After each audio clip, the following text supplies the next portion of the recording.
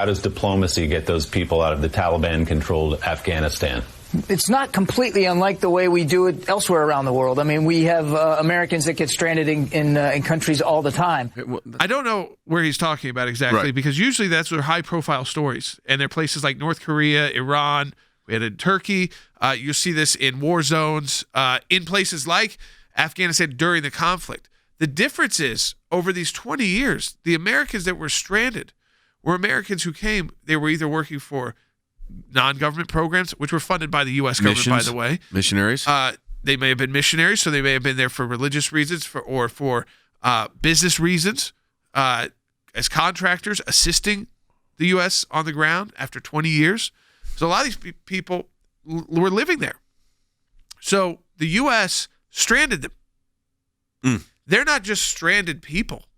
They were stranded by the United States of America. That's a lot different than an individual deciding, I've become a Christian. I'm going to witness to other people in Iran. I know that can cause risk my life. Yeah. That's not the U.S. saying you have to, come to Iran. We'll pay you this. We'll give you this. We'll give you this. And we're going to get you all out. And then we don't. Yeah. Or even worse here. We have U.S. citizens in a war zone, Andy, that we are knowing we're trying to get out of for years. This isn't something new. This is 3-minute administrations of trying to get out. And rather than do it in a way that gets them out as part of the negotiation process here, let's get them out. This is what we're going to do. Stranded is not even the right word. Abandoned is the right word. Historically, we don't do this. That's exactly correct, Jay.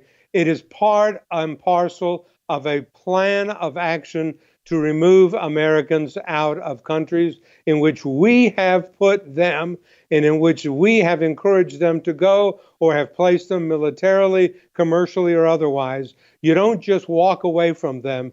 When you decide to pull out, you do it pursuant to a plan that is coordinated among both sides and all people, and you get them out in an orderly fashion, not clinging to the bases of airplanes or trying to get over into Pakistan or Iran or somewhere like that. This is not the way. It was a shameful and awful act.